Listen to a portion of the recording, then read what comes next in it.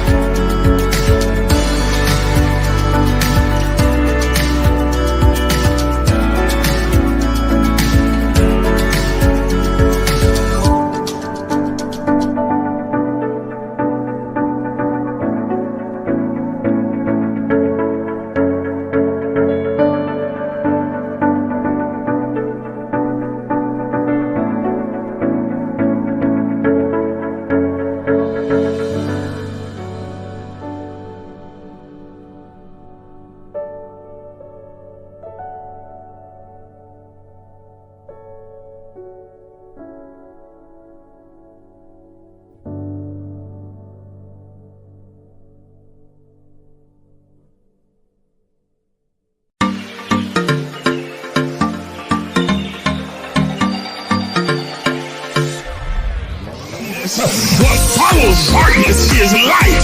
That darkness is the indicator that light is getting ready to shine. So there it is in Genesis, when darkness was upon the face of the deep, and God in the spirit form moved upon the face of the waters, and then God said, let there be. Because darkness precedes the light. Are you understanding what I'm saying? But he needs the darkness there so that God can move upon the face of the deep, so that the shift can take place. Listen, look at your neighbor and tell your neighbor that shift take place in the darkness. Oh God, y'all didn't hear what I just said. Everybody's not going to see the shift that's happening. They see the chaos, but they don't see the shift. They see all the craziness going on in your life, but they don't understand that underneath the darkness, God is moving in secret. He's moving in quiet. He's moving in the hidden places. He's moving in the cracks and the corners and the crevices. He's moving in places that you cannot see. And when the light comes, they're going to see a new order.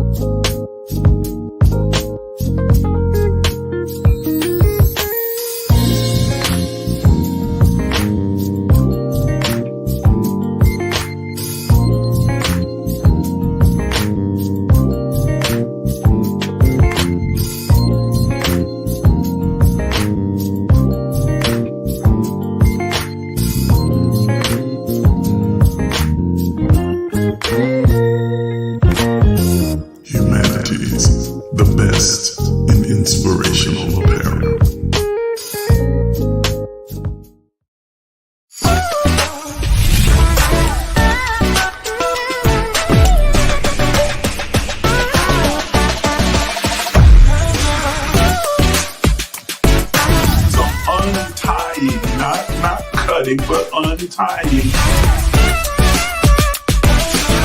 And so the universe then has no choice. First attribute of the secret place. The secret place is a place of revelation. It makes you free because it awakens you and makes you consciously aware that everything that you thought was holding you is an illusion.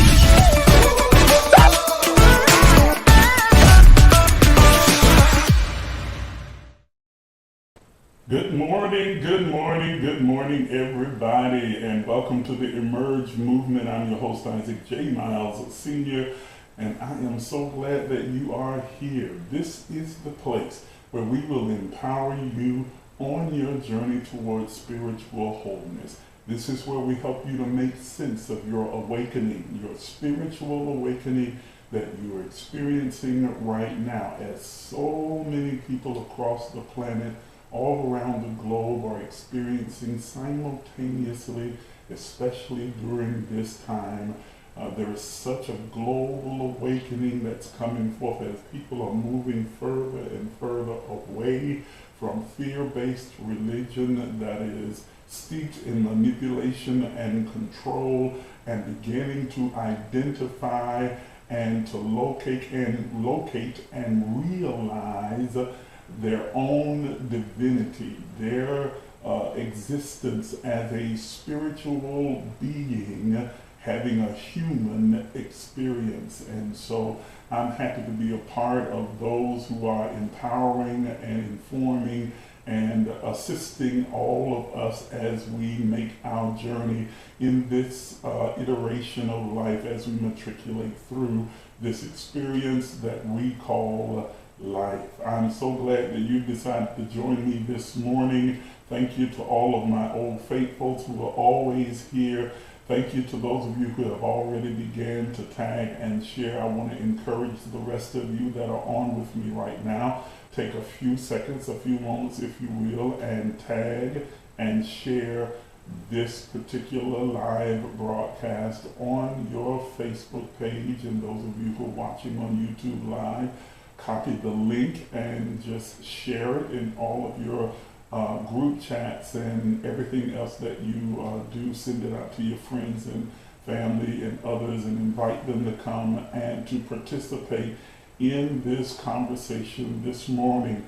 In doing so, you help us to be able to build and expand this platform. Our goal is to be able to reach as many people as we can, and to be able to impact their lives positively with information, with revelation, with understanding, by exposing them to the principles, practices, and patterns that are innate within this world in which we are existing, this plane of consciousness, and to learn how to use the laws that govern this world, this kingdom, in a manner that is advantageous to them and helping them to have the most positive experience that they can possibly have in this earth. So take a few moments right now, if you will, and tag as many people as you like and share this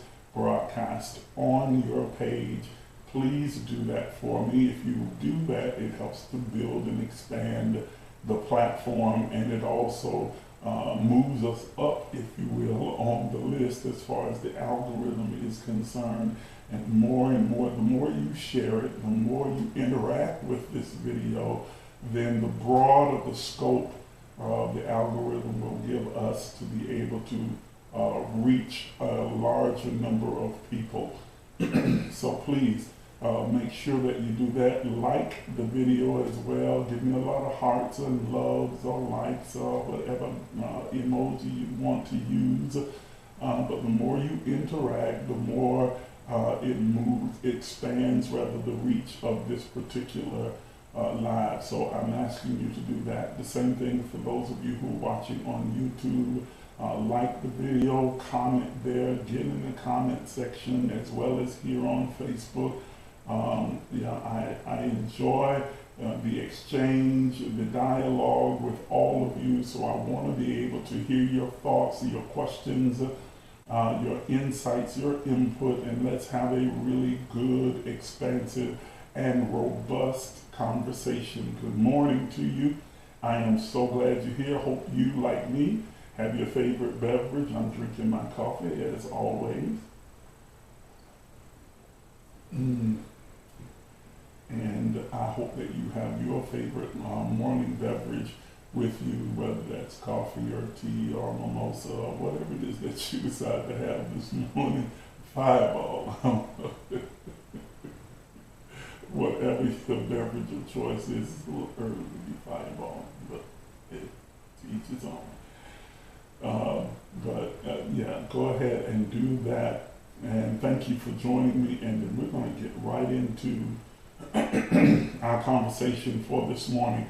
Our subject title has been for the last 3 empowerment sessions, Life is But a Dream. Today we're going to conclude that conversation. Even though it is such an expansive topic, we could really talk about that for the next 2 to 3 weeks. There's so many different areas that we can delve into in this whole arena of under the heading of Life is But a Dream.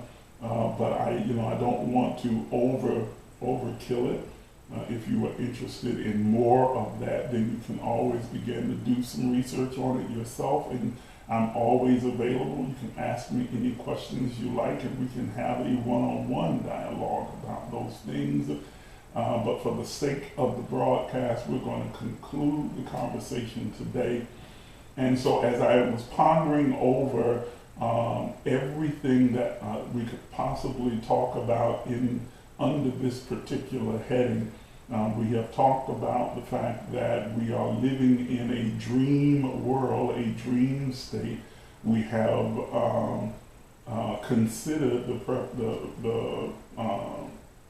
possibility that we may be experiencing in what we call reality, the sleep cycle of the soul. As the soul sleeps or enters an unconscious state, it dreams in that place of eternity, or in that place inside of the ether and the isness of God, and that what we are experiencing is the outpicturing of the soul, and we are experiencing its cycles of sleep, which would explain reincarnation, our varying experiences in different forms. We have discussed that at length, I think, and we have talked about what it means to be awake while you are in your dream. An awakening dream, or imagining or knowing or perceiving rather that you are dreaming a dream within the dream.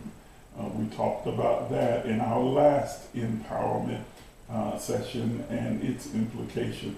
So today, to kind of tie everything together and to really get to the root of how this can be helpful, other than sparking your curiosity, and curiosity is always a good thing, but other than just sparking your curiosity and creating good conversation, what are the very real practical implications of this particular truth, or this understanding of truth? When we understand that life is but a dream, that what we are experiencing in this 3-dimensional form, this plane of consciousness, is an illusion, if you will, because as we've said before, even the scriptures teach that heaven and earth, that the higher consciousness and this 3-dimensional experience will pass away. Our thoughts about this experience will pass away, that they are all temporal or temporary, that they are as the grass withering, the flower fading. And so we understand that even those earthly, carnal, scientific laws that are a product of this three-dimensional experience are really subjugated to the true reality, that is the laws that govern the spirit world. And as I explained before, that subjugation is evident when we look at mathematics, that in mathematics, from our natural understanding, secular understanding is that in order to get more, you have to add and multiply, and then you get more. But according to the laws that govern the universe or the spirit world or the kingdom of God, whatever terminology you like to use, that in order to get more, you have to subtract and divide. That you take, in Jesus' example, you take 2 fish and 5 loaves and you divide them and subtract from them, and you're able to feed 5,000. That in order for you to get more, you have to give what you desire to replicate, what you desire to get an increase of. And as you subtract from that which you hold in your hand, then it will be given unto you, good measure, pressed down, shaken together, running over, shall men, varying revenue streams, and opportunities and doors get into your passion, or get into your bosom. So we've learned that the laws of this three-dimensional plane can be bent and broken because they are temporal or temporary, and they are not based in what is true reality, which is absolutely true 100% of the time. That, remember, we talked about the difference between absolute truth, partial truth. Lord have mercy, my daughter's trying to call me while I'm on live, so that clearly shows that she's not watching.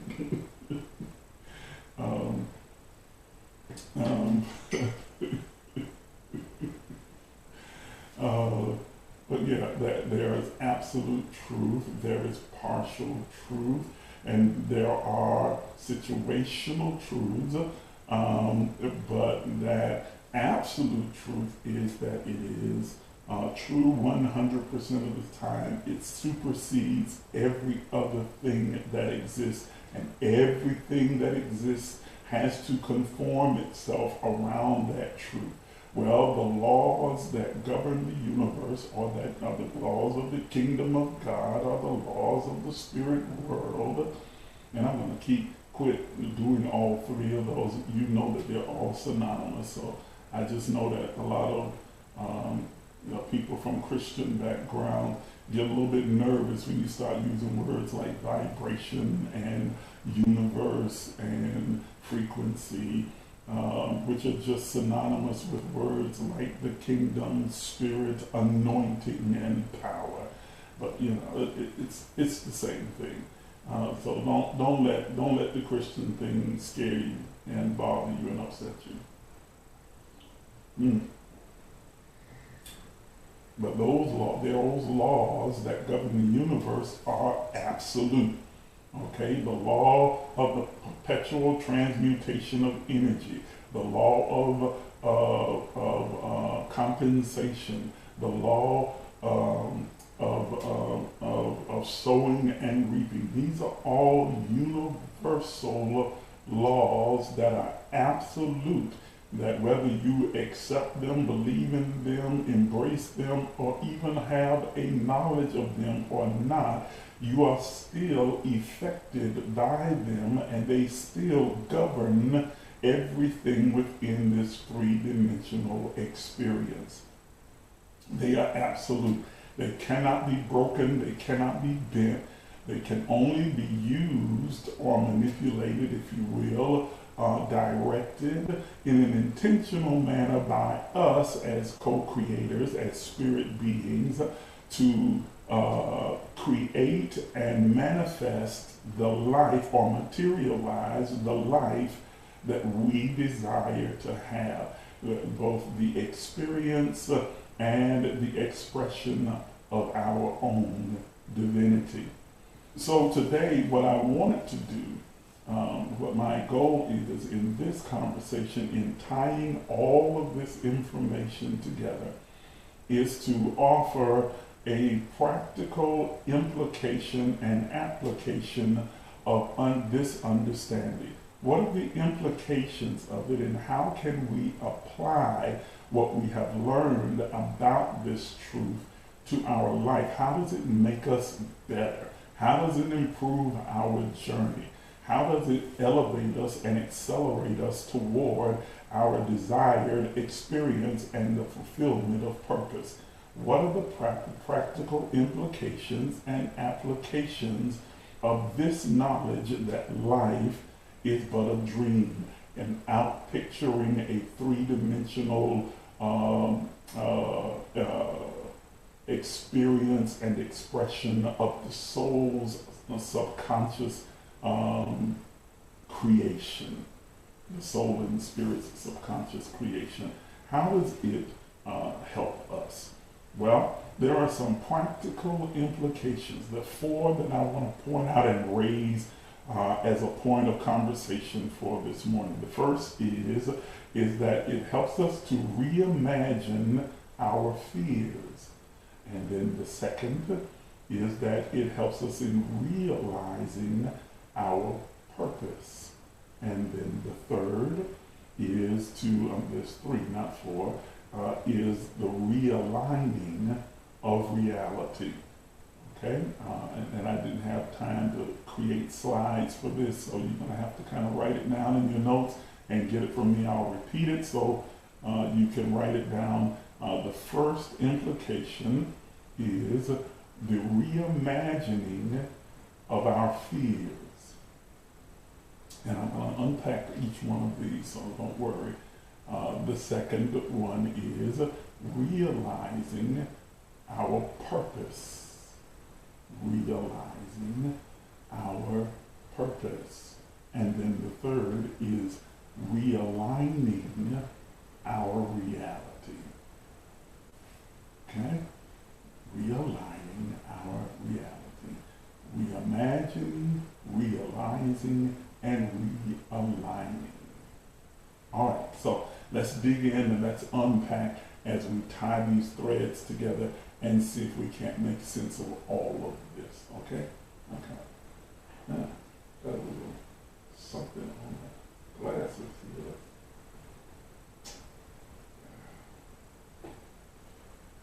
See if that's better. Yeah, that's so much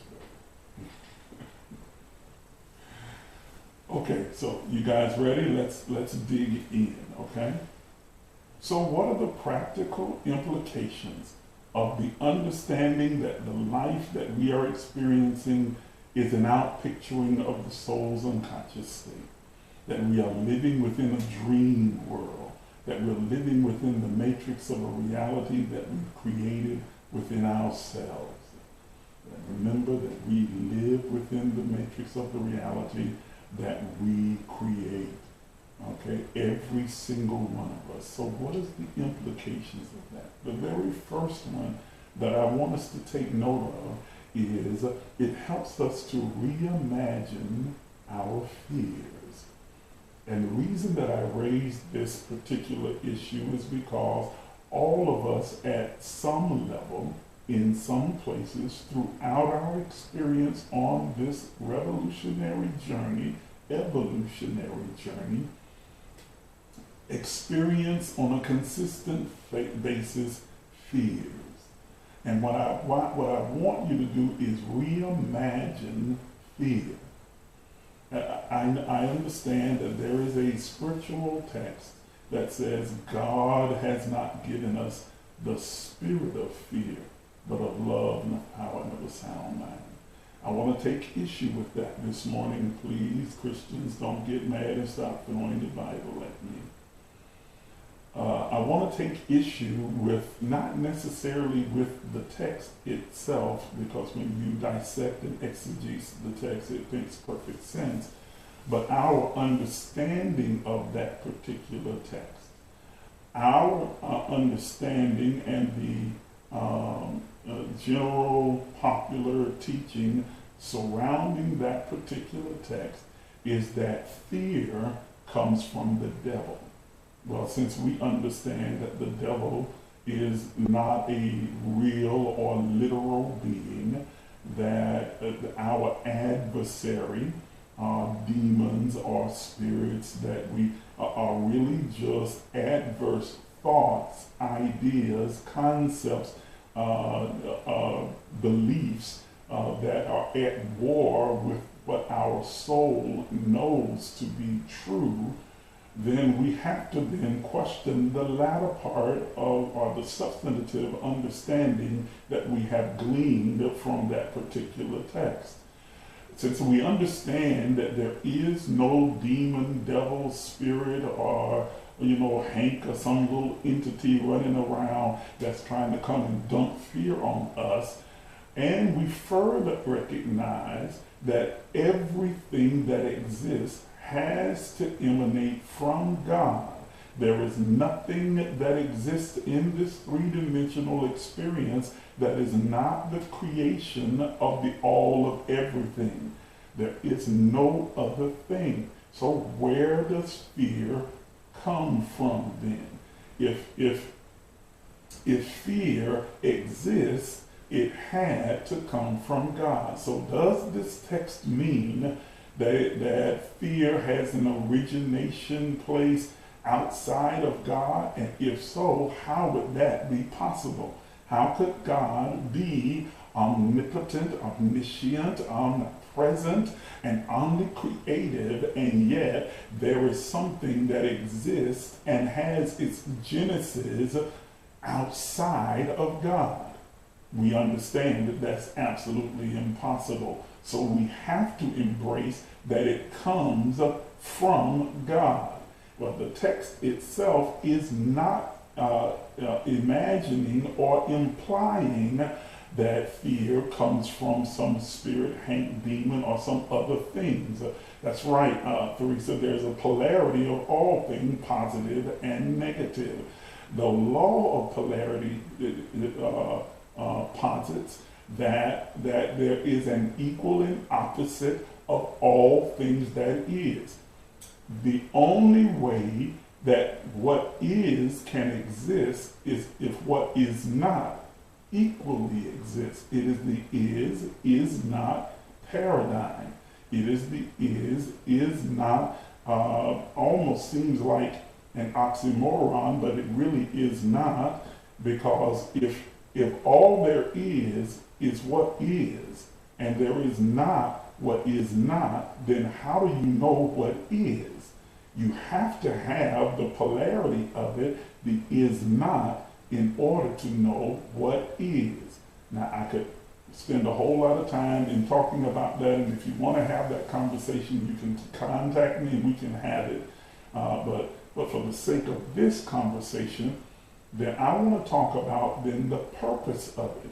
If fear then emanates from the all of everything, the divine, God itself has created fear as a polarity to faith, or the knowingness of the soul, the intuitive knowingness of the soul, then it must have a purpose. And since we understand that everything is for me, nothing is against me, if God has created this polarity, this entity, this not entity, but this experience that we call fear, then it must have a purpose that serves me.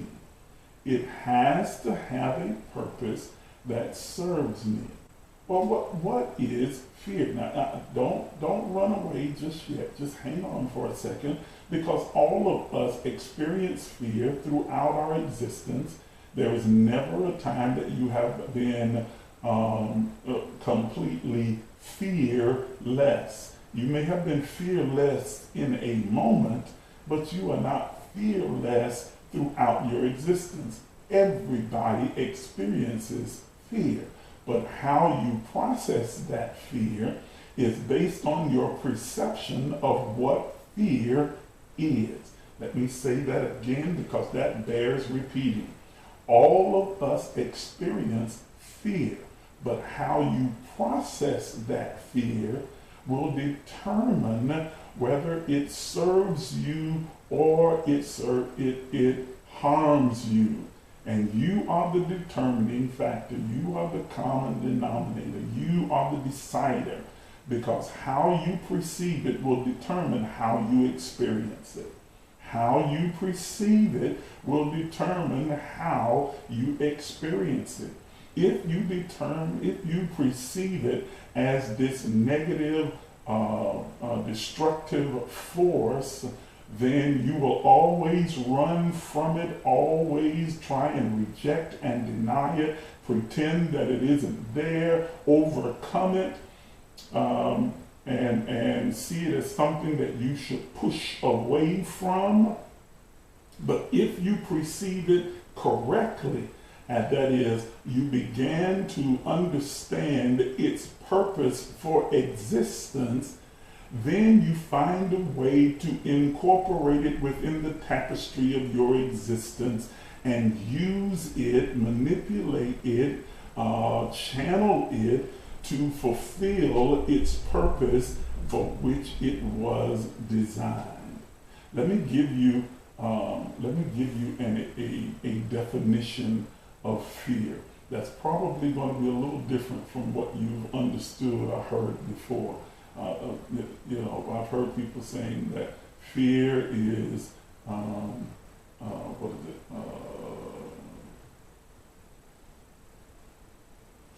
can't remember the whole little thing, but it was something appearing real.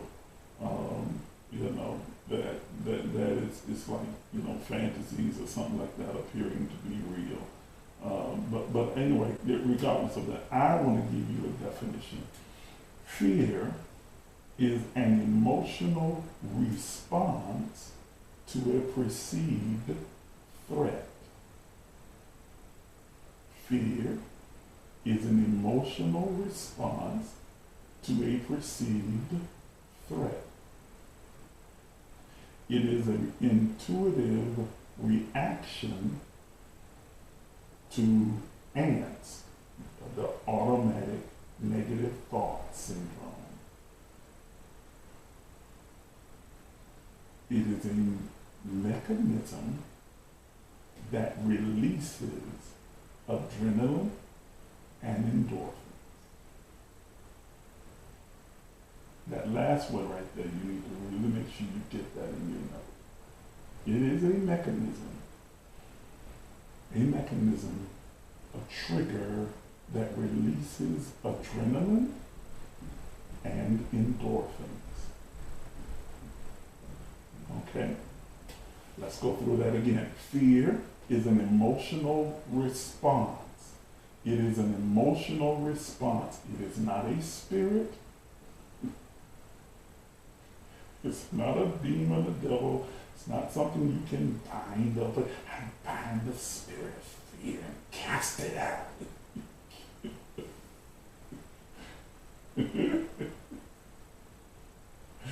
Okay, it's not a spirit. It is an emotional response. And remember that our emotions are just that. They are the motions or the vibrational frequency of the soul as it responds to what is the conscious perception of thought. It is an emotional response. It shapes our perception, our perspective on a thing, shapes the frequency and the vibration response to what we have perceived. It is an emotional response to a perceived threat, when I perceive something as a threat, when I perceive it as a danger, when my perspective says that this is harmful, then I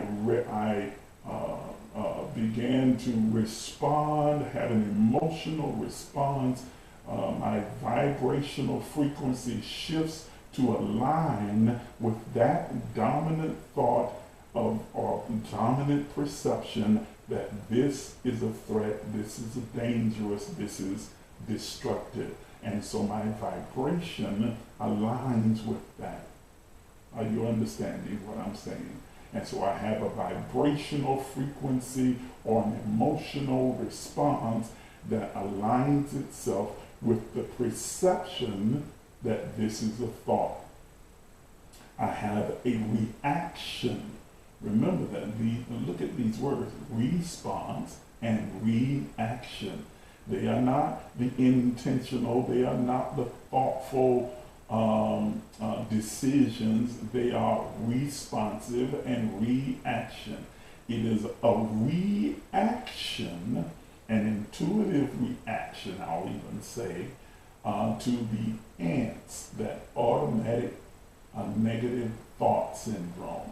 That since we have been so domesticated into believing and accepting and embracing the idea that there are enemies and foes and dangers and destruction and all of these things that are an opposition to me, that everything is not for me, but there are things and people and places that are against me, then I have now developed these ants. I have these ants in the mound of my mind, these automatic negative thoughts that have set up a syndrome or a stronghold, yes, a response mechanism that says this is wrong, this is bad, this is dangerous, this is destructive, this is hurtful, this is painful, this is terrible, this is against you, this is an opposition. And so you automatically respond with those thoughts. That is your automatic thought process,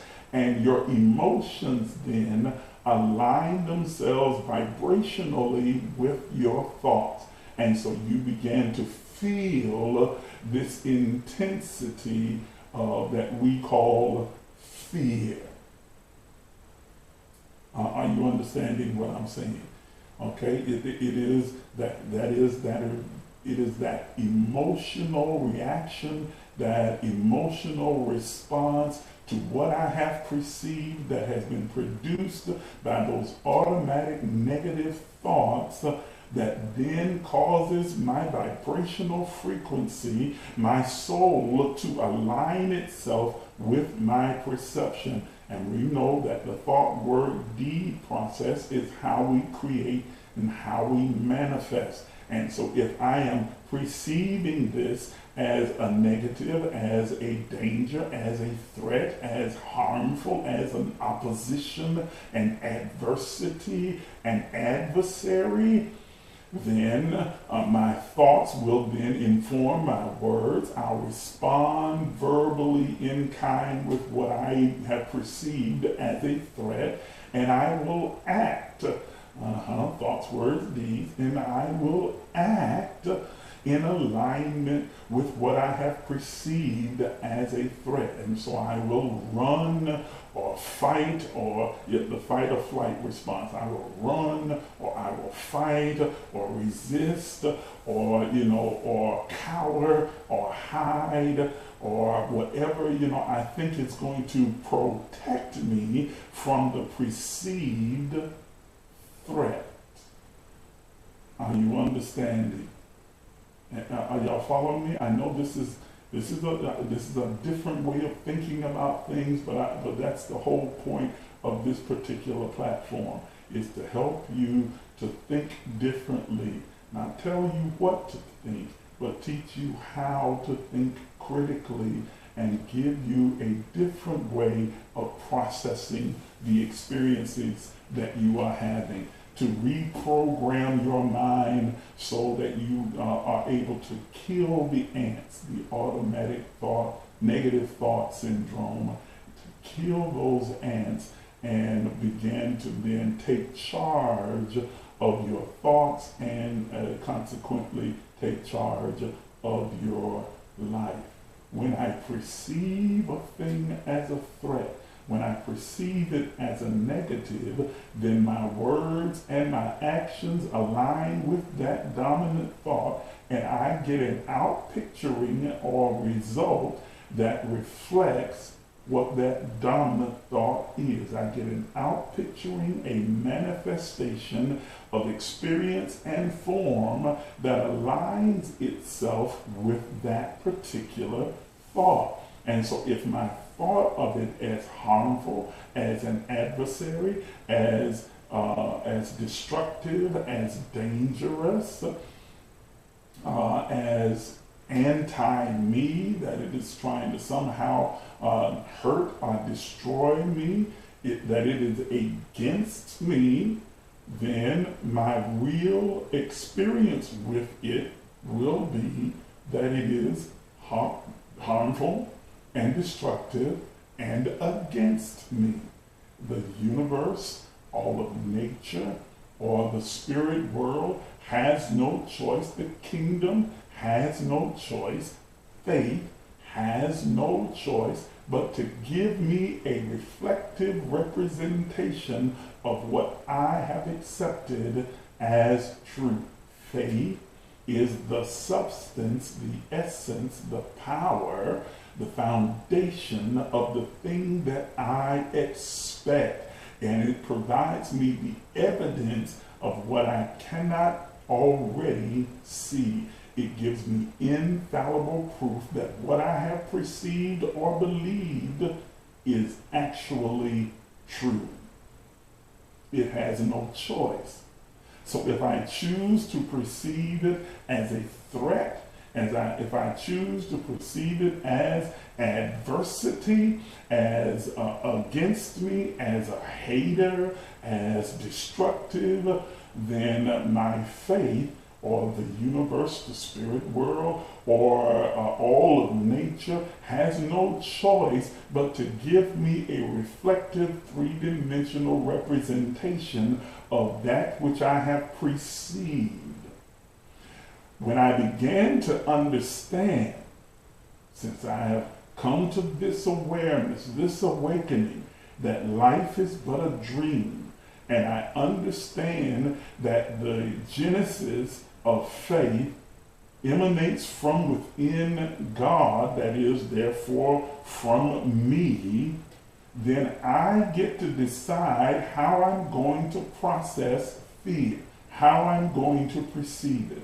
How do I perceive the situations, circumstances, and experiences and encounters around me, and the sensation that is created within me? How do I perceive that?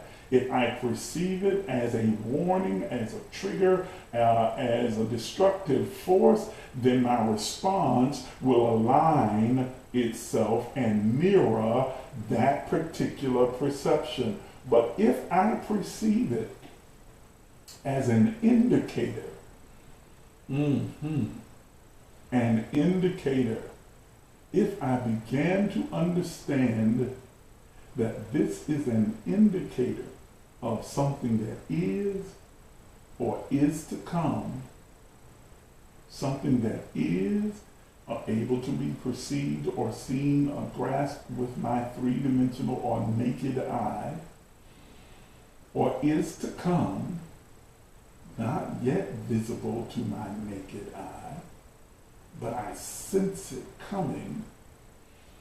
If I view it as an indicator of those things, and then I can choose how to process that and use the resulting physiological response of adrenaline and endorphins to serve me. Are you understanding? It sounds really convoluted, but it really isn't. And the more you become intentional and deliberate about employing this particular understanding and practice, the more automatic it will become. You were domesticated to respond a certain way throughout your entire life, so that's not going to just shift and change overnight. But if you were domesticated to respond in a certain manner through the years, it means that you can be domesticated. I don't know if that's a real word. That you can undo the domestication and train yourself to respond differently. Because if I no longer perceive it as a threat, but I perceive it as an opportunity, let me say that again. If I no longer perceive it as a threat and start to perceive it as an opportunity, then my words and my deeds will align with my new perception.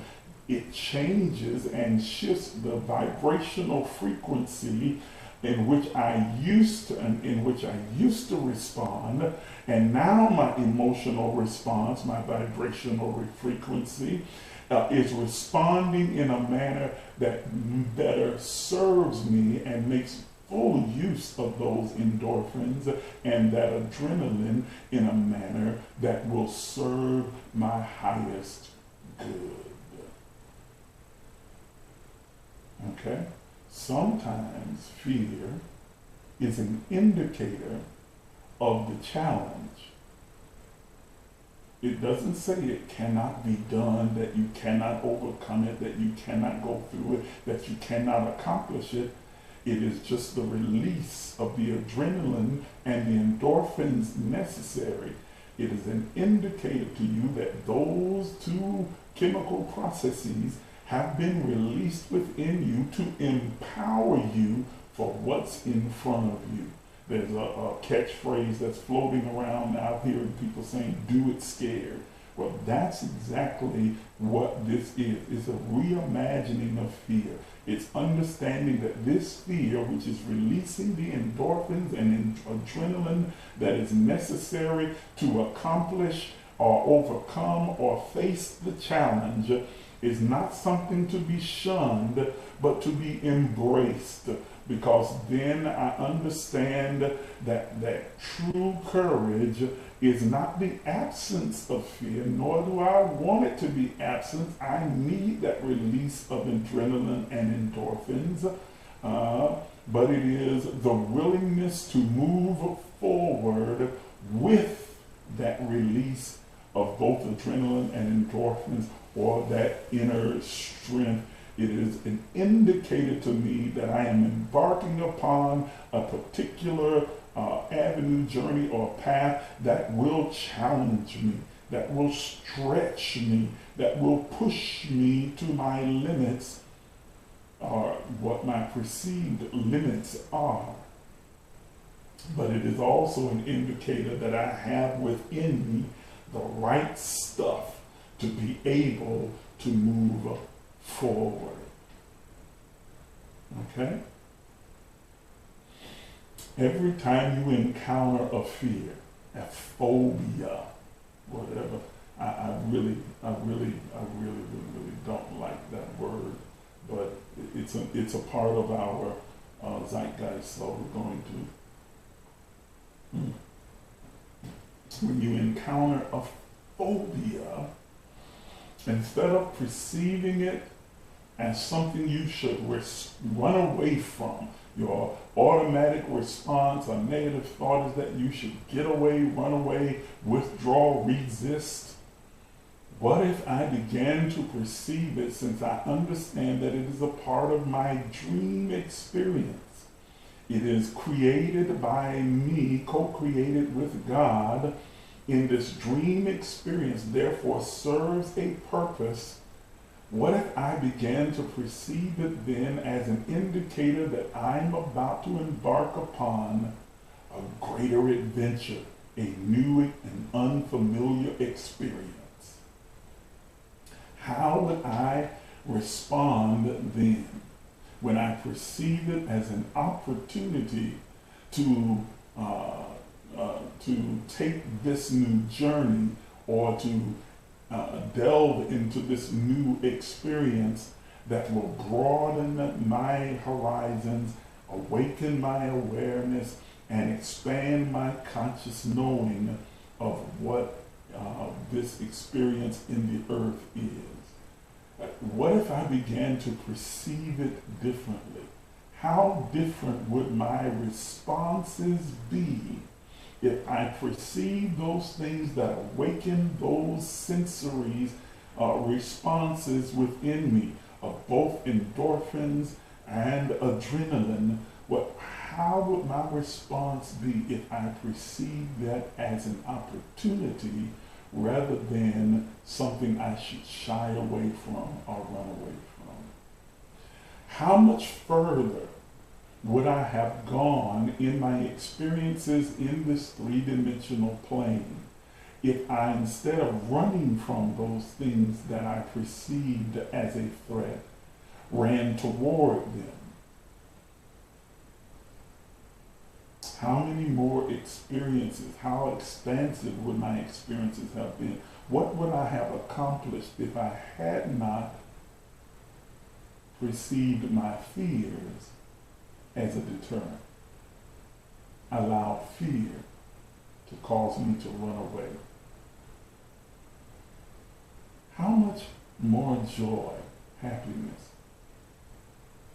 sense of accomplishment would I have experienced if I hadn't allowed fear to be a blockage and had understood it to be a motivator?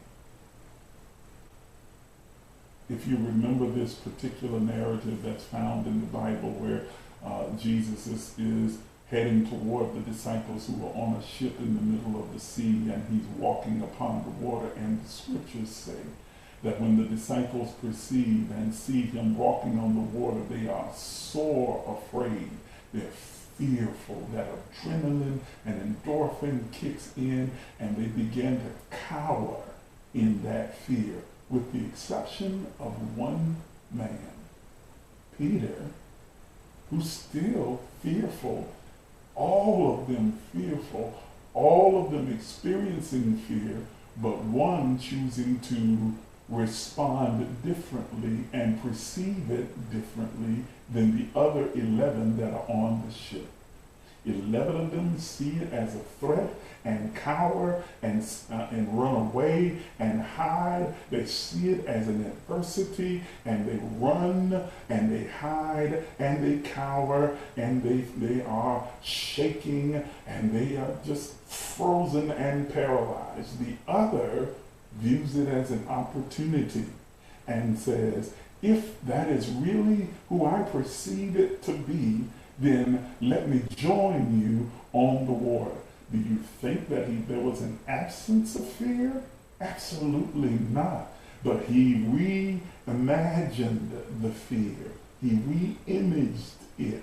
He took hold of the adrenaline and endorphins and moved forward and stepped off of the boat onto what had always been understood as a surface that was not solid. And he steps on water, imagining that it would hold the weight of his mass. And he walks. He walks. I know that the focal point that most come to is him sinking and crying out for help, and Jesus pulling them up on top of the water. But the initial result of his response is he walked. Fearful, but he walked. Afraid, uncertain, but he walked. He allowed it to motivate him to move forward and experience his life in an expansive way that he had never experienced it before. It never attempted to step off of a boat on the water, probably never would have had he not encountered that fear. Had that fear not been awakened within him, that release of endorphins, that release of adrenaline, you can imagine what was happening physiologically within him at the moment. And had he never had that experience, do you think he ever would have stepped off in the middle of the sea and tried stepping and walking on water? Absolutely not. But he viewed this, he processed this fear as an opportunity to expand his human experience in this three-dimensional plane, and he allowed it to push him forward rather than hold him back. What are you allowing this thing called fear to do? Does it serve as an indicator, a motivator to cause you to step forward, to walk on water, to try what you've never tried, go where you've never gone, be what you've never been? Or do you allow it to hold you back? It all depends on how you perceive it. If you perceive it as a threat, then you will respond in kind. But if you perceive it as an opportunity, then you'll step off the boat and you'll take the risk. Because life is but a dream. If it's a dream, then the water is not real. It will be whatever I choose for it to be. That brings me to the next implication. Boy, I spent a lot of time on that. And I'm not going to stop at our usual 1 hour since we didn't do our Thursday nights, and this is the only time that we're going to be together until next Sunday, because this Thursday coming, of course, I know it's Thanksgiving, and I'm sure all of you will be with family or in some way celebrating the holiday, and that's fine. I wouldn't dare dream to impose. So today I'm going to take a little more time, just kind of hang with me if you can, okay? So this brings us to the second implication. Reimagining fear, and then now realizing purpose. Understanding that this fear that has been generated by the experience, encounter, the person, place, or thing that I'm happening upon was designed to serve me, realizing the purpose. It is an acknowledgement and embracing of every present moment. Remember, it is a present moment, meaning that it is something that I, along with God, co-created together for me to experience in this three-dimensional realm in order to make my experience more expansive, my experience and expression more expansive, more comprehensive. Every single moment is a present moment. Whom he foreknew, whom God foreknew them, it predestined, predetermined the outcome, and then set in place these experiences. So there are no accidents, there are no coincidences, there is nothing that is happenstance. Everything that occurs, everything that I encounter, every connection has purpose. And this then allows me the opportunity, when I understand that life is but a dream, and every connection, every encounter, every experience is a present moment co-created between I and the all of everything, then I understand that whatever is coming and whatever I'm experiencing has purpose. It has an original intent. And since I understand that everything is for me and nothing is against me, then I know that the original intent is designed to serve me. that the purpose of the experience, the purpose of the encounter, the purpose of me entering into this particular situation, circumstance, or connection is designed to serve me in some manner, maybe in various manners. In some cases it's singular, sometimes it's multiple, but it is always intended to serve me. When I understand that life is but a dream, I understand that I am living an outpicturing of a reality of the soul that I co-created with God. And these present moments that I experience in this reality are designed to serve me.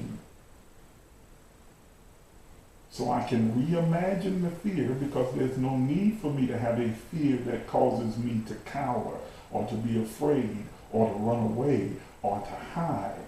I reimagine it and recognize that it is employed for this present moment that is designed to serve me. How do I use the corresponding physiological response of endorphins and adrenaline in this moment to serve me? How does it power me forward? How does it expand my experience? How does it enhance my expression? How does it now elevate the vibrational frequency in which I exist in this present moment? Are you following what I'm saying to you? How does it serve me? Why am I having this sensation? What is the purpose behind it? Why am I experiencing this rush of endorphins, this rush of adrenaline? Why is it here? What purpose does it serve? How does it serve my growth, my expansion, my elevation, my acceleration, my experience in this three-dimensional journey? I know where it comes from. I know it is a pre-sent, pre-designed, co-created event. So now I need to, in order to fully perceive it correctly, I need to discern how this serves me. How does it serve me? What is the all thing that is working together, creating a synergistic mechanism that's working together for good? What's the purpose? I know this is this cuts against the grain because at one level it seems pretty simple when you are having ordinary encounters that might generate some level of fear, and you're like, okay, yeah, this is for me to my growth and my development. But then there are those other deeper fears. Okay? These deeper fears that makes it a little more difficult, like to see is what's the purpose of this?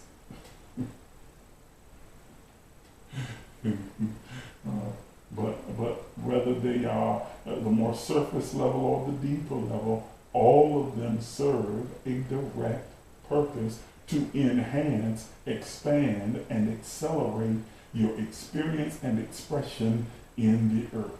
Every single one of them. Every single one. Why do you experience fear?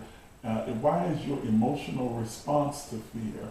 Why is your emotional, vibrational frequency response to fear to run, to cower, and to hide? Because it's what you have been domesticated or trained to do.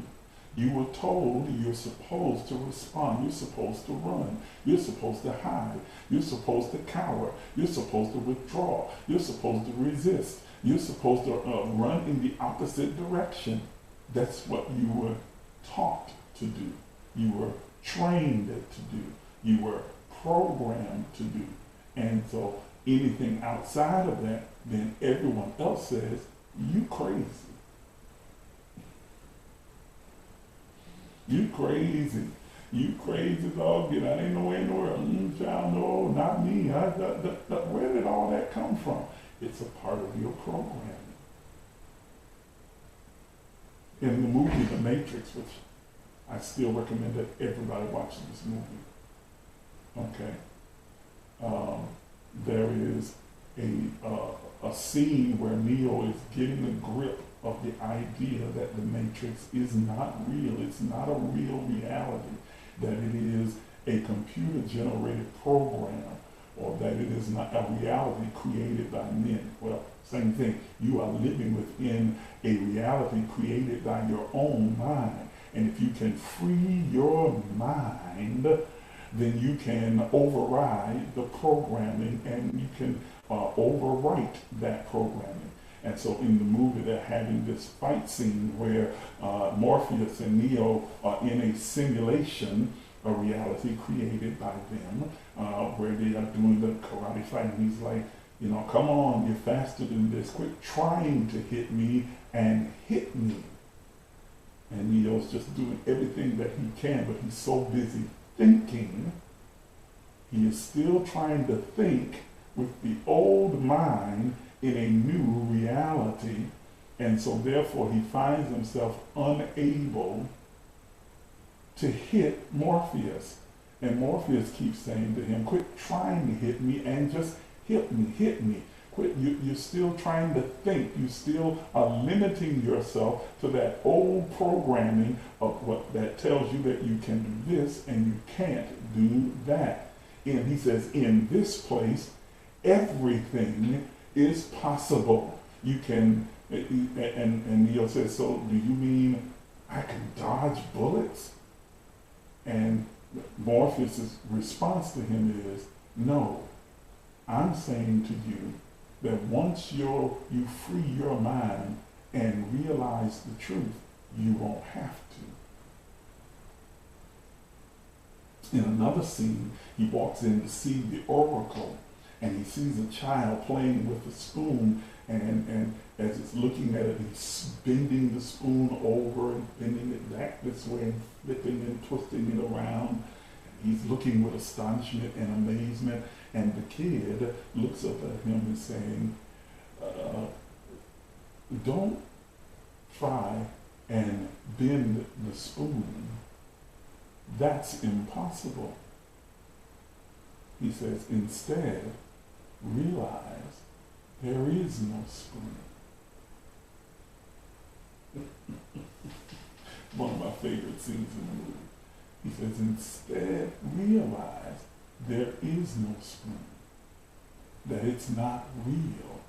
And when I realize that it's just a figment of my imagination, an outpicturing of soul, and when I realize that it is not substantive, I can then bend it, twist it, turn it, use it, move it, manipulate it however I choose, because I understand that there is no spoon. There is no threat. There is no threat. There is no impossibility. In the absence of impossibility, everything is possible. All things are possible to them that believe. All things are possible to them that believe. Believe what? That all things are possible. If you believe in the limitations, then the limitations become your only possibility. The moment that you erase the limitations from your mind, then the possibilities are infinite. Are you understanding what I'm saying? As long as you perceive fear as the imposition of the impossible, that this threat is unavoidable, then you will always respond in kind. The moment you perceive that this physiological response to of fear is creating a possibility, a larger, broader, more expansive possibility, then you understand there is no spoon. That I'm able to bend what is perceived by others as a fixed reality. I'm able to bend and move it and manipulate it in a way that it serves me.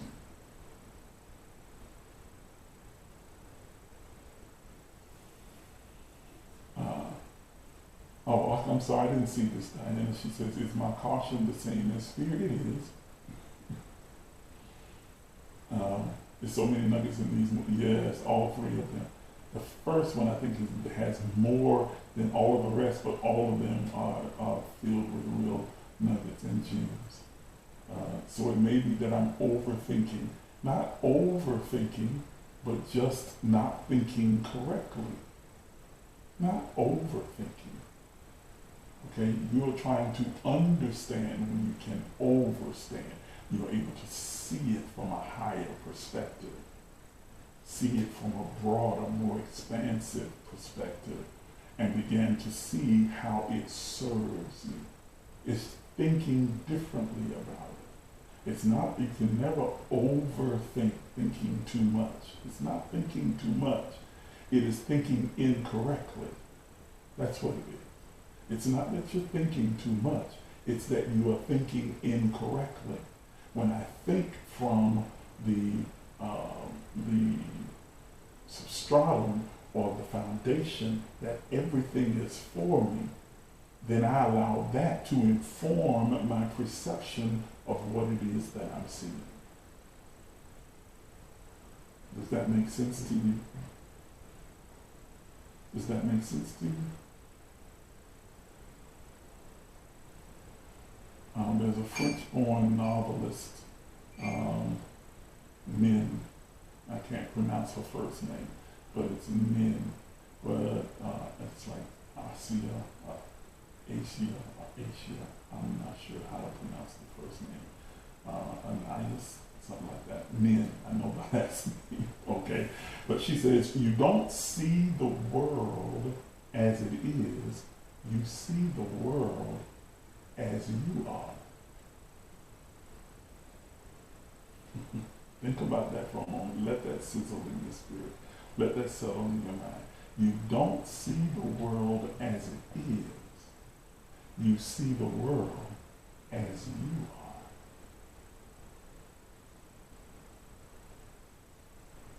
That the world that you are seeing is a reflection of you, of your perception, your perspective, your dominant thought.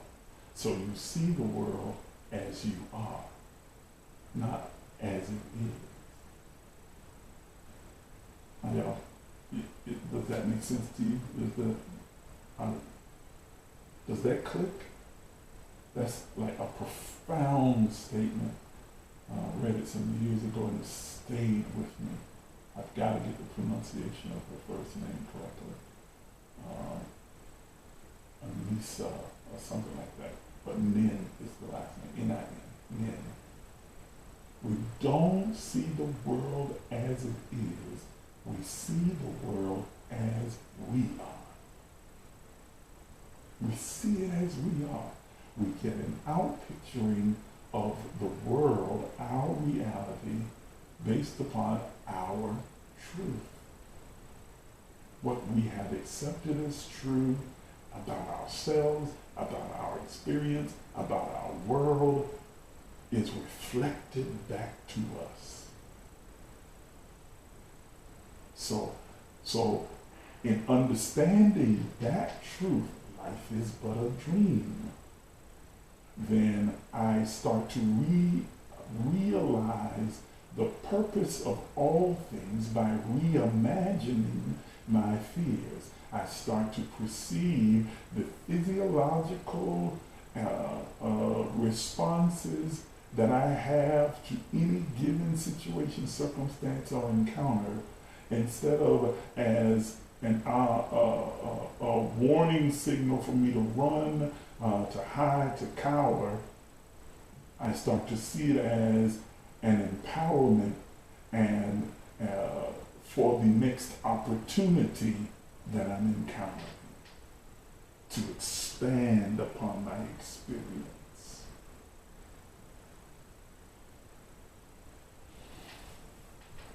Okay?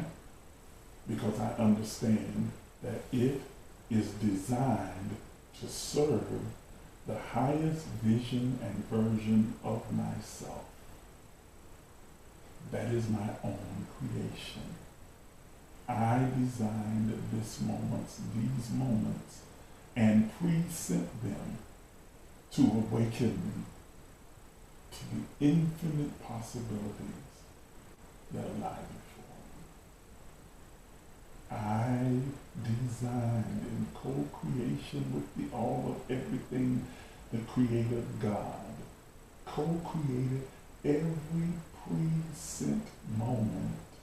I present them ahead of my experience in this reality to awaken me to the infinite possibilities in every moment of my existence. I'm just following a trail of breadcrumbs that I left for myself to awaken me. Or Paul describes it in this way: I am going from glory to glory, to one level of knowing to another, one level of understanding to another, from one knowing experience, perception to another. I am gradually graduating, expanding and growing and accelerating in my understanding and my awareness. From glory to glory. He goes on to say that as I look into the face of this glory, as I see it fully, head on, clearly, perceive it as it was designed to perceive, I am changed into the image of that glory. That is, now my conscious understanding shifts, which means my words and deeds shift, which means my experience now shifts to align with my new understanding, my new thoughts, words, and deeds.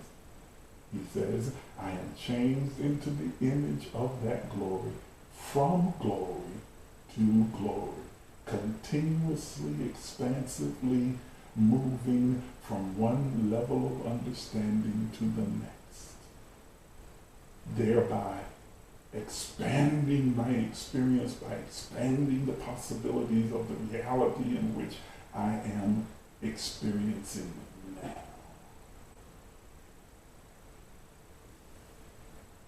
Are you following me? Are you following me? So, I'm reimagining fears, realizing the purpose, and finally realigning my reality, which is what we were talking about just now.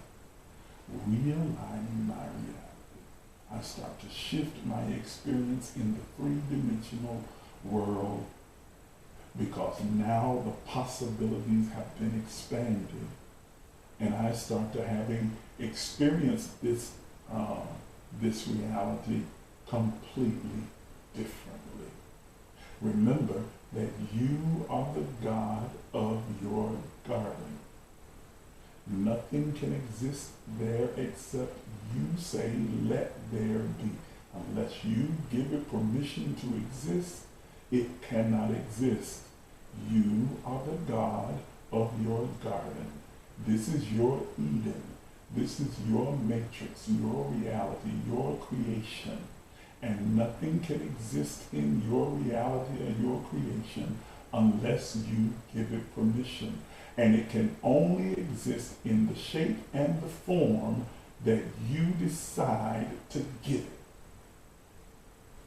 Whatever you call it, Adam, whatever you name it, whatever you call calling. My job is to bring God's job, when I say God, I'm talking about God itself, is to bring these different animals to you, these different experiences to you, these different encounters to you, these different situations and circumstances to you to see what you will call them. And they will be whatever you call them. Remember, for God itself, the experience is the purpose. It is simply wishing to experience and express itself in as many different forms as it possibly can, thereby is the reason for the multiplicity of different human forms and individuations of soul and spirit that have been in this three-dimensional plane, as well as across the multiverse in other dimensions as well.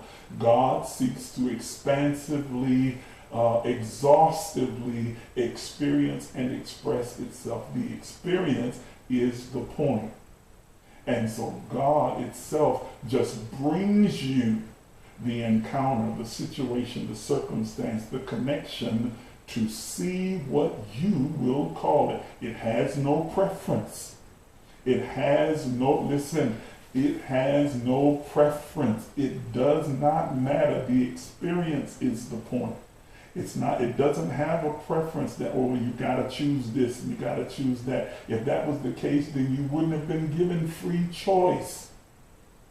It would have just created automatons and robots and programmed you to choose the things that it desired. Instead, it gave you free choice and says now, as individuations of the all of everything, as if you will, miniature gods in the earth, you have free choice to choose however you decide to experience and express yourself in this three-dimensional plane, giving God itself the experience.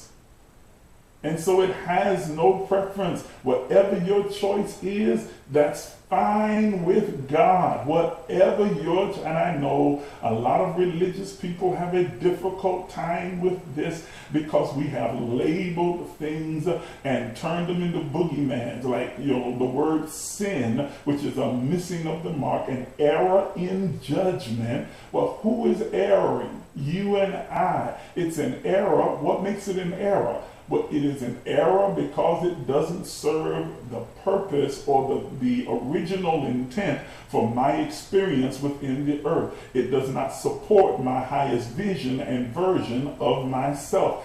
Is it some damnable sentence that now damns me to a torture chamber beneath the earth called hell with a supervisor called Satan? Absolutely not.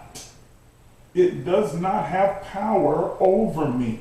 It serves the purpose to say to me, this particular choice or decision doesn't serve or support my highest version of myself. God has no particular preference to any of the choice. God has no preference. It does not have a preference to the choice that you make. The preference is all yours. Do you prefer it? Does it serve you? Does it support the highest vision and version of your life?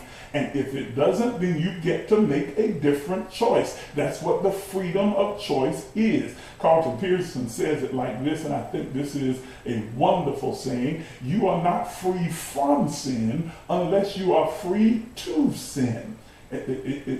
It's such a wonderful play on words that capsulizes and demystifies this whole idea of sin. You are not free from error, free from missing the mark, free from a misjudgment, unless you are free to make those mistakes, those errors, those misjudgments, those misperceptions, and learn from them, grow from them, expand from them. In another text in the Bible, it says, it was good for me when I was afflicted. Another text says, well, I count it joy when I fall into divers temptations. I count it joy. It's a good thing for me to fall, to mess up, and to get tangled into these diverse temptations, things that I desired and I thought would be for my good, because how else would I learn that they are not for my good, that they don't support my highest version or vision of my life, if I never delved into them, if I allowed fear, as first imagined, to cause me to cower, to hide, to run, to resist, instead of it empowering me to have the adventure of an infinite possibility that has been expanded before me, and I step into that possibility and then decide as a divine being, this no longer serves me. This does not support my highest vision and version of myself, or it does. Then I get to decide whether I continue it or I discontinue it without the fear or threat that because I made a choice that does not support my highest version and vision of my life, that God is somehow disappointed, angry, mad, upset, and now ready to damn me to torture and hell for the rest of my life. The real hell is living in that place where fear is now viewed as something that torments me because it causes me to cower and run and to pull back and to resist. And so I don't take risk, I don't experience life, I don't step outside of the imaginary box created by my domesticated mind. I stay in that place throughout my existence and never really experience the abundance that life has to offer, because I am still perceiving that God is somehow angry and mad at me, that he is this tempestuous child that can be easily offended and will attack me if I don't follow the rules that it itself told me I didn't have to follow. All things are lawful. All things are lawful. All things are law. Every possibility is available to me and okay for me to choose. But my discernment is to decide, is this expedient? Does it support? Does it uplift? Does it add to the fulfillment of my original intent? Does it support my highest and greatest vision and version of myself? That's true liberty. That, ladies and gentlemen, is true liberty and freedom. Oh, there's a difference, and there's a difference. There's a difference. Liberty and freedom. Liberty and freedom. Liberty, it still has limitations. We experience in this country liberty, not real freedom from a three-dimensional aspect. Liberty says you're allowed to do this. Freedom says there are no rules that I have to follow. There are no guidelines. There are no boundaries. There are no you can and you cannot. Freedom says I get to choose to do whatever I desire. Are you hearing what I'm saying? And you and I have true freedom. Not just liberty, freedom. Freedom. Are you understanding what I'm saying to you? You are the God of your garden. Your outer world of form and experience will always reflect your inner world of thought and experience. That is the law.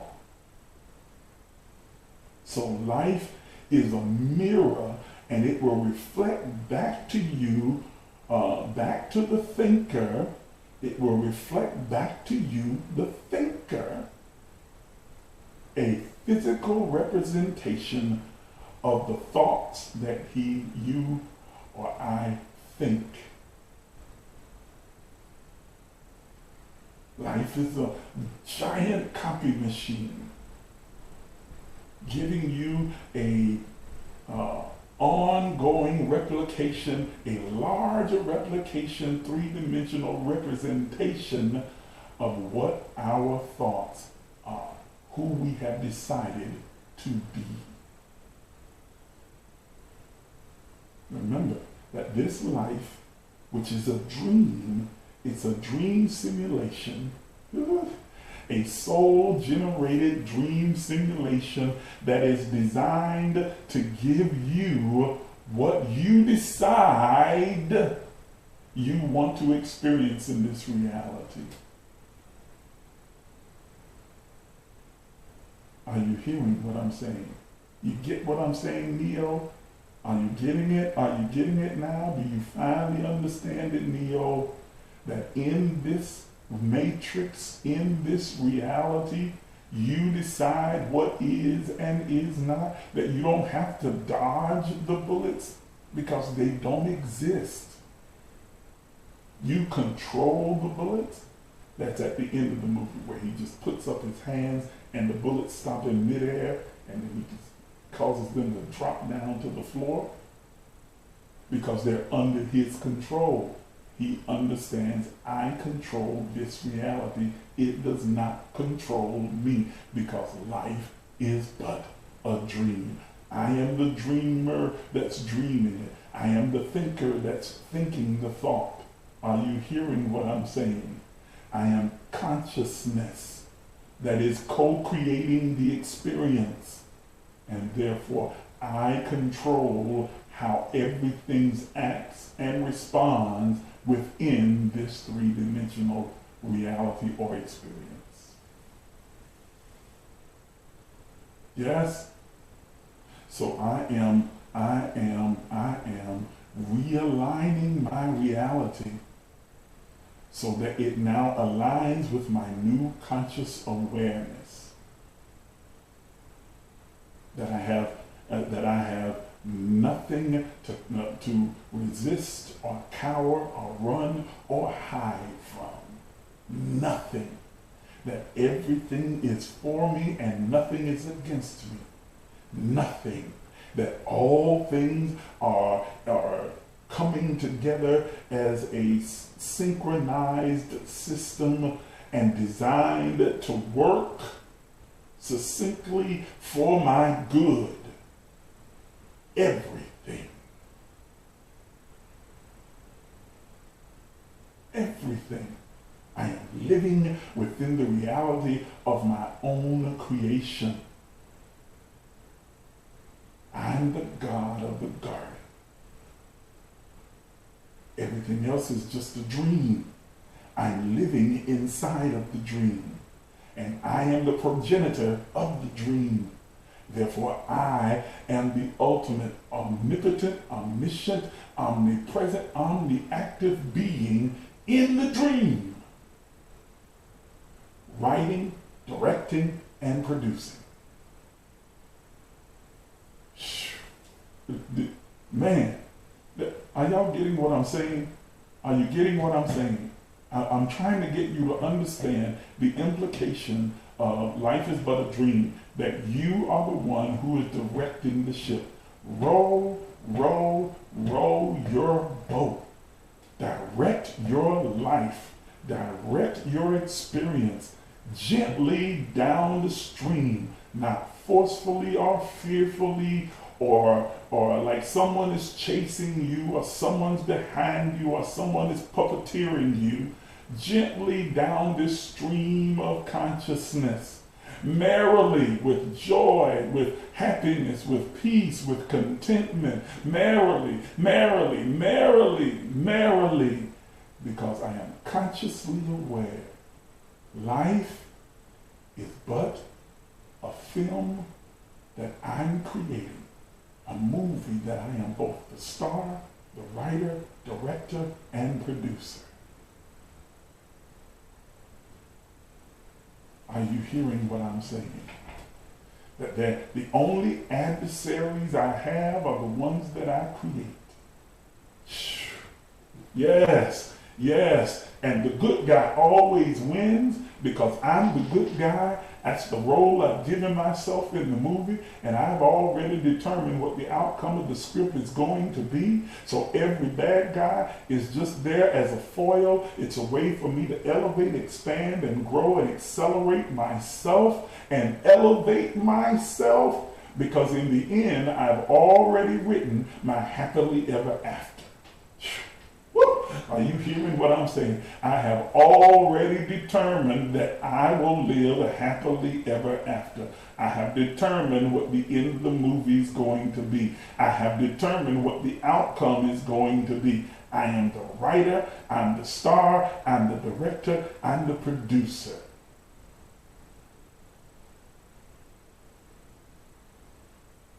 Of this dream sequence within my movie. Are you understanding what I'm saying? Am I getting through? Are y'all capturing this? Does it make sense to you? That is the real practical application when you begin to embrace this understanding of life itself. It is but a dream, a movie, an adaptation of my own creation. And I am the star. I am the director, the writer, and the producer. It is what I say. God provides the prompts and brings them to me and says, what are you going to call this? That's a villain. That's an adversary. Oh, that's my partner. That's my helper. Are you hearing what I'm saying? It is but a dream. You get to determine what every person's role is in your movie. You can have a movie that has no adversary, or you can have one that has adversaries every week. A new adversary and a new episode. But when you have the understanding that you are writing it and you're the star, then why wouldn't you write at every episode you come out the winner? Unless you're writing an ongoing series, drama, and saga in which you move from one episode to the next episode to the next episode, and you don't win until the last episode, which for me is just exhausting.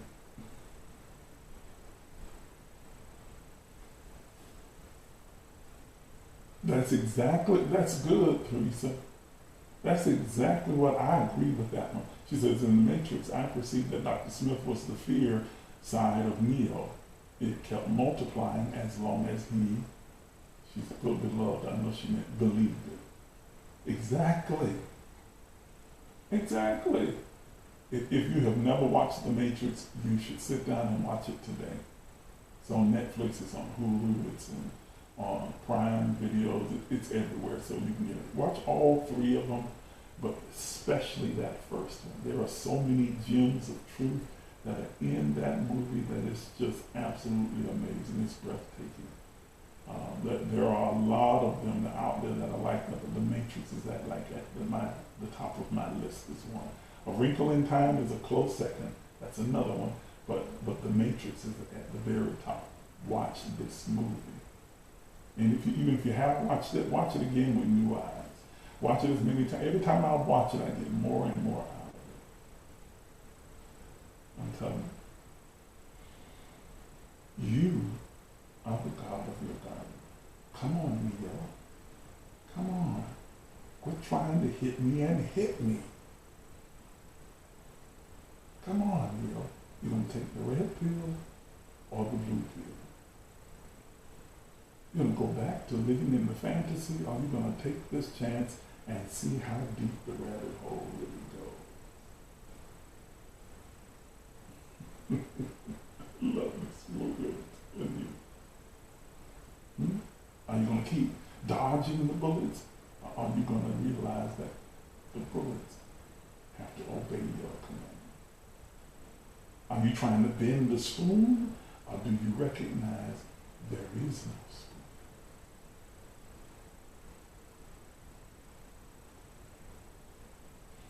spoon? Are you hearing what I'm saying?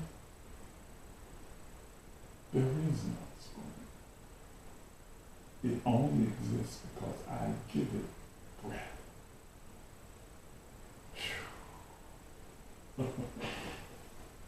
Ooh.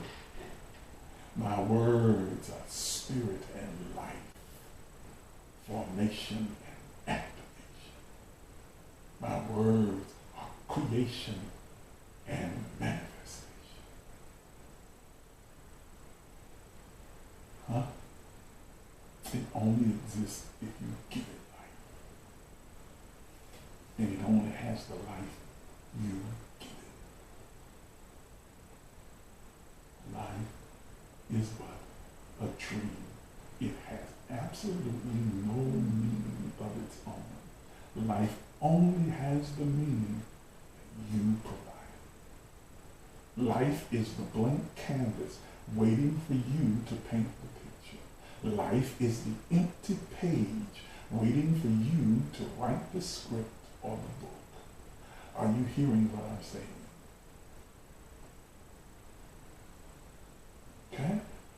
I understand because of things we are told, crazy stuff growing up, things like in life you're going to get nothing but a living and a killing. I never understood what that meant, but it sounds so negative. It is negative and stupid. But if you are domesticated into that mindset, if you accept that as your truth, then that will be your lived experience. But life is the blank canvas, waiting for you as the artist to paint the portrait that you desire. It is the blank pages waiting for you to write the story, the script, the movie, the book that will be your experience. Gloria says, this is for me, and it is for all of us. It's for me too. Okay? Are you hearing what I'm saying? It is your dream. It is the construct of your own soul. And you being consciously aware of it now puts you in the driver's seat to begin to write the script for your life, to drive this journey, to determine your path, to determine your encounters, your situations, your circumstances, your connections, your relationships, to encounter every scenario, every season and scene of your life. You are the determining factor. There is no happenstance, there are no coincidences or accidents that are taking place. Everything is by design, and you are the co-creator and designer of it all. There's no devil unless you want there to be a devil. You'll keep seeing demons as long as you accept them as a reality. You believe them, you make them a part of your script, you'll always have them there. They'll always show up, they'll always form, you'll always have those experiences. The moment you decide to write them out of the script is the moment they cease to exist. You'll always have a devil, you'll always have a hell, you'll always have all of these adverse things as long as you write them into your script. The moment that you decide that, you know what, in this episode of my life, in this next scene, I'm writing them off, they cease to exist.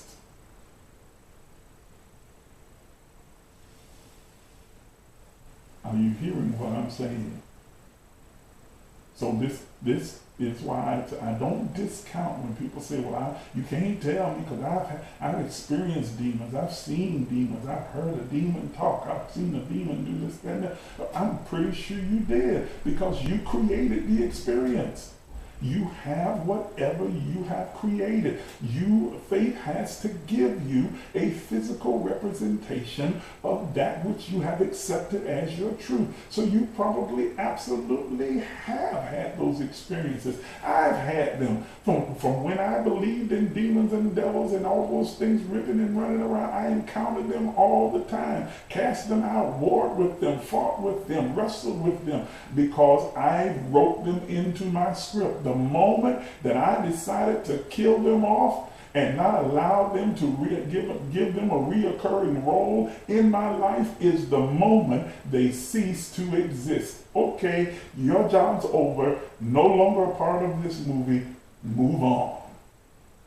Because they're just imaginary characters of our own creation. So if you believe they exist, that all these evil spirits and this, that, and that, you will have those experiences. You've made them a part of your play, your script, your book, your picture that you have painted, and they will remain there. But the moment you decide to eradicate them is when they will cease to exist, because they are of your own creation. This is your dream sequence. Life is but a dream. You are rowing your boat. You don't get to row anybody else's. You don't get to determine what their experience is going to be. You don't need you arguing, debating, and falling out and fussing and fighting and spitting and snarling with somebody about what their experience is. This is this is my issue that I have with some of those who are part of what is called, quote, quote, the spiritual or enlightened community, because now they feel like it's their mission to denigrate and to criticize and belittle those who still hold on to religious ideas and traditions and beliefs that are limiting and disempowering, forgetting that that used to be you. You were in the same position. You believed the same thing. Now that you have been enlightened and awakened, don't you dare decide that you're going to try and row their boat now and tell them how stupid they are, how idiotic they are, how worthless they are, and make them feel, belittled and denigrated for believing what you believed for several years. I spent a number of years in my life believing what Christianity, society, and culture had taught me. I believed it, I experienced it, I lived it. It was a part of my lived experience. When I awakened, when I became consciously aware that a lot of what I had been domesticated in was not based in reality or truth, I eradicated those things and I rose above them and they ceased to exist. But I understood that it is not my job to denigrate those who are where I was. It's my job to leave them a trail of breadcrumbs, to empower, to enlighten, without denigrating and beating them up or causing them to feel embarrassed, or worse, causing them to become defensive because I come at them harshly.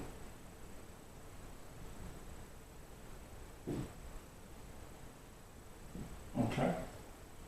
Instead of with love and kindness, instead of with rational conversations, I instead decide I choose to attack. That's ego. That's all it is. It's ego. It's ego. Ego telling you that you are of a superior nature, you have a superior thought, superior understanding. And so now anyone who doesn't align themselves with your understanding is somehow less than, not as smart, not as accomplished as you. Look how smart you are. You're able to make them look like fools. See, you stupid. Your mind is so locked up in the clothes you don't understand. Really? Come on. No. That's why I have deliberately, intentionally designed this platform to empower you. Hear words like impact and empowering you. That's what I'm trying to do. Not trying to denigrate you, not trying to, create an argument or a fight, but to raise the questions and offer a different perspective so that you yourself can begin to examine the information available and arrive at a conclusion that best serves you. And if being Christian or being Muslim or being Hindu or being Buddhist or being whatever these other religious tags are serves your highest good in the moment, then by all means continue to embrace it. Let it serve you until it doesn't. And when it doesn't, here are some alternatives.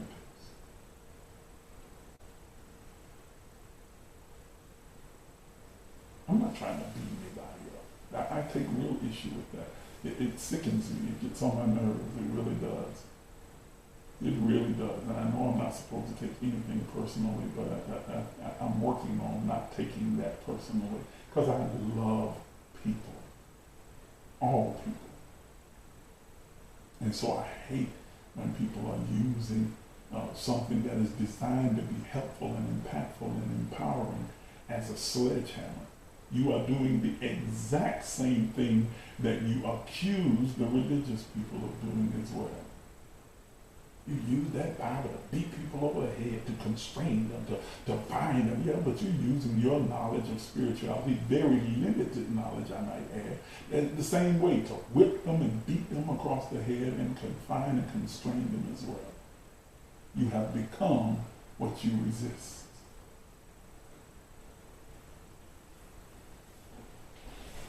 I know I'm probably going to lose some of my spiritual friends or colleagues or whatever now too, but I'm not trying to play favorites on either side. I'm trying to provide people information and opportunity.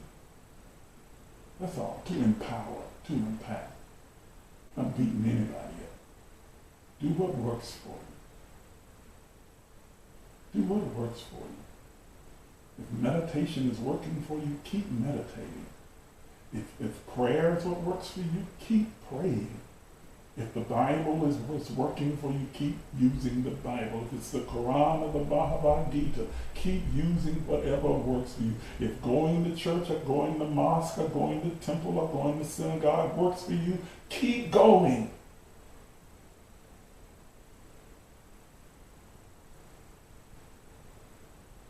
It's your movie.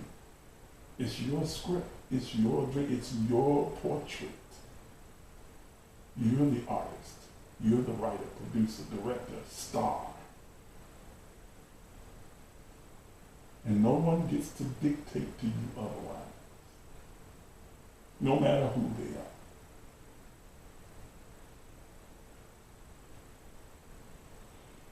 Teresa says, you have to know that you are the resurrected one. If you don't know that, you're the one, you're not the one. I like that. Know yourself. Yeah. You have to know you're the resurrected one. You have to know you're the chosen. You have to know you're Neo. Do you believe? No, I don't believe it. And you're not.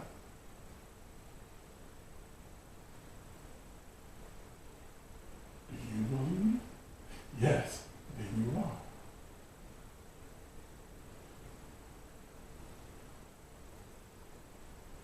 Are you hearing me? Don't let anybody else try to dictate that to you. Life is not just a dream, it's your dream. Life is but your dream. You are just constructed as you desire. And use the information that I've given you from this platform to help you to decide, to choose how you're going to paint your picture, what you're going to include in your script. Row your boat gently down the stream of consciousness. Do it with joy, merit, happily, peacefully, fulfilling. Because life is but your dream. What a great conclusion to a fantastic, phenomenal conversation. I really, really believe that you were empowered and positively impacted by the conversation. But if you want to give me some confirmation in the comments, I would really love to hear if this teaching, this whole conversation, 3-part series, has been impactful and empowering. Say something in the comments real quick while I'm still talking, just to let me know that you were positively impacted, that you gained from this, and it's helped you to be able to begin to expand and grow in your journey. And put the pen back in your hand. It's always been in your hand. It's not putting it back in your hand. The pen has always been in your hand. The paintbrush has always been in your hand. Now you're just consciously aware that they're there, that you control, that you are the author, the finisher, that you are the writer, the director, the producer, and you are the star. You are the subject of the portrait. You are the centerpiece of it all. Everything else is just background that you have created, characters that you've put in place to enhance the star, the focal point. Thank you, thank you, thank you. I'm seeing some of your comments pop up now. Thank you. I'm grateful. That helps me to know that I'm being effective when you write into the comments those things. That's why I ask you to do so. If you've been positively impacted by what you've been hearing, just give me a quick comment. Thank you, thank you, thank you. I appreciate it. Oh, so many kind, respectful comments. I appreciate it. Encouraging. I appreciate it. Thank you.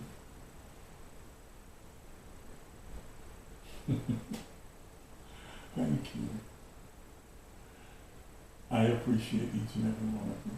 I'm telling you, I have probably more, I get more enjoyment out of giving it to you than you do receiving it. I really enjoy what I do. I'm passionate about it. It's not laborious. It's not painful. It's not a chore to me. I absolutely, when I get a chance to sit in this studio and get behind the microphone and share these insights and truths and have these conversations with you, it is the highlight, the apex of my week. I enjoy it. It brings me such joy and pleasure. Thank you for being a willing participant and coming to be a part of this conversation together. I don't call you my audience because you're not just a listener, but you're a participant. Even if you're doing so silently, you are still participating. And I appreciate each and every one of you, whether you drop in from moment to moment or whether you're one of the consistent participants in the conversation. I appreciate each and every one of you. I am grateful. I have such gratitude for each and every one of you. As we approach this holiday season that we've called Thanksgiving, and I think it's a wonderful holiday despite its origins and some of the lies and made up stories around it, because the whole pilgrims and Indians and so on and so forth, that's just all a bunch of crap. We all know that that's a lie. Okay.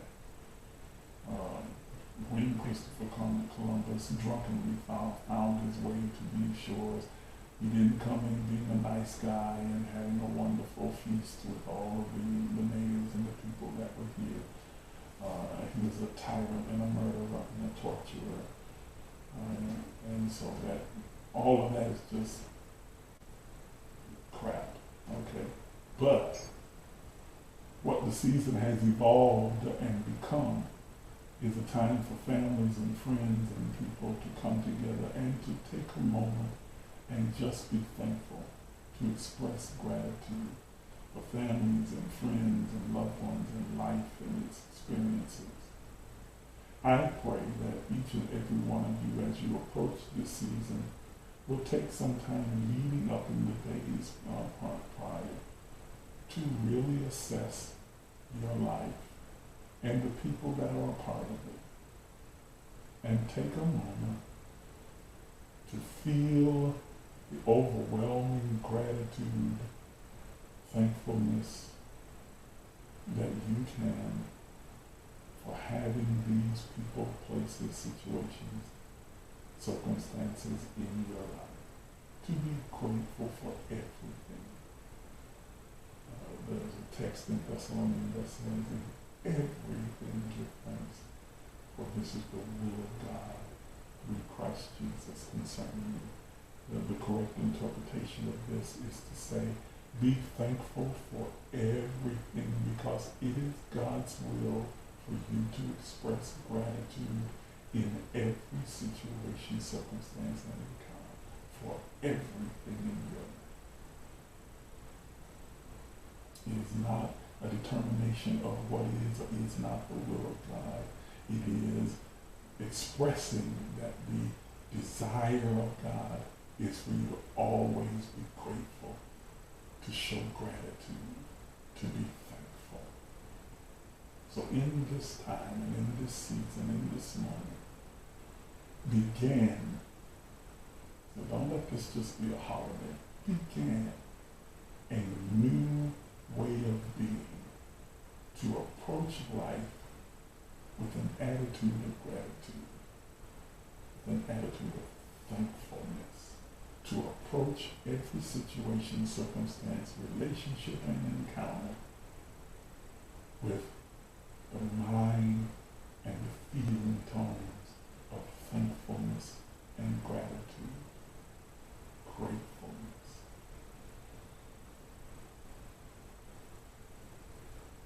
It makes your journey down the stream merry. Be grateful. Let others know you're grateful for them. Let them know how much you love them, how important they are, what value they add to your life. Don't just assume that people know. Even if they do, don't just assume that they know. Even if they do, verbally and in your actions, show them the value that you perceive they bring to your life. How grateful for you are. I'm not really mushy person. That's a lie. You are who you decide that you are. If you decide that you're not mushy, that you're not emotional or attachment, you're not compassionate, you're not that kind of a sweet, touchy-feely person, then that's what you'll be. But you can make another choice. You can decide that is who I am. And I choose to be emotional and touchy-feely and affectionate and kind. And I am choosing to demonstrate to those around me their importance to me, the value they add to my life. Take this moment to begin a new way of being, moving forward through the rest of your life, so that you have Thanksgiving life and not just Thanksgiving Day. We won't come on Thursday. I want you to enjoy your holiday and your family and your friends. We'll be back here on next Sunday. Unless I feel an unction to come on maybe Monday or Tuesday, Wednesday or Friday or Saturday or whatever, even on Thursday, if I feel an unction just to pop on, then I will. And regardless of who's on and who's not. But for certain, we'll be back here next Sunday at 9 a.m. and have another conversation. Thank you so much. I appreciate those kind words. Let me tell you something. If nobody ever encourages me, that Toya Coffee and Diana Clemens, they always send words of encouragement to me. I mean, just pop up out of nowhere unexpectedly. I'll get a text from one of them, and they'll, give me this long verse of encouragement and thankfulness and grace. They always let me know how much they value me, and I appreciate you. I want you guys to know that. You have no idea how positively it impacts my life. I really, really appreciate those moments. I don't know if maybe that's one of the purposes that that God has placed you in my life and in us, in each other's life, is that you are those that will come pour into me as I'm pouring out to so many others all the time. I really appreciate you. I want you to know that. I really, really, really appreciate you. And I value your friendship. It means a lot to me. I love you guys. I love all of you. All right. It's been 2 hours. Gloria, it's been 2 hours. Gloria, it's been 2 hours.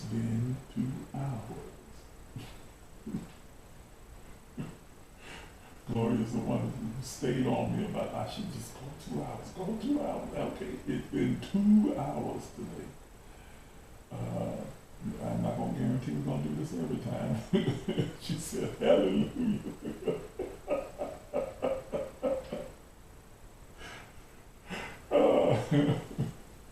Oh my. But I'm glad that we did do it this way today. Listen, if you'd like to express your gratitude and gratefulness for the platform, for the work that you're receiving here, then you can do so by expressing it through your giving and through your generosity. You can use the means that are on your screen, both the Cashapp and Zelle. I appreciate whatever you choose to do, or if you choose not to do anything at all, I still appreciate your participation, your being here, and participating in the conversation. But if you choose to express your gratitude and express your feelings of value for what you receive from this platform through your giving, you can use the means that you do on the screen, whether you're giving a one-time gift, a seed offering, your tithe, whatever it is, you can do so by using that. And whatever you do, I am absolutely grateful for your generosity and your expressions of love. Thank you so very much. I appreciate it. All right, it's been fun. It's been great. I've enjoyed it, and I hope that you will have an absolutely marvelous day and enjoy this holiday, even if you happen to be in a place like me where you're freezing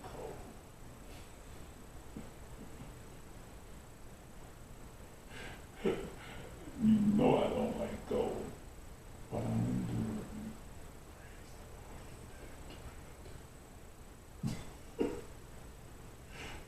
All right, I'm getting silly now. It's time for me to go. Y'all have a good day. Bye now.